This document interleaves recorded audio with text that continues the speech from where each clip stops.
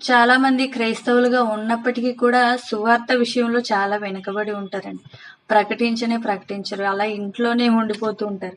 కానీ నిజానికి విశ్వాసం అంటేనే ఇప్పుడు అసలు ఈ లోకాన్ని విడిచిన తర్వాత మన ఆత్మ ఎక్కడికి వెళ్ళిపోతుందో క్రీస్తును నమ్మిన తర్వాత మనకంటూ ఒక అవగాహన వచ్చింది.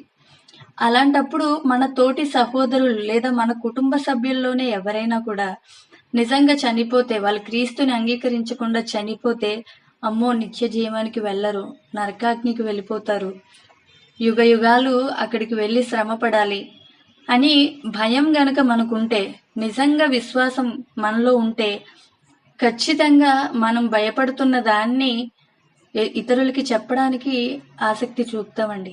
అమ్మో! నేను పొందుకున్న రక్షణ భాగ్యాన్ని ఇతరులు కూడా ప్రకటించాలి అనే ఒక తాపత్రం పడి మనం ఉంటాం.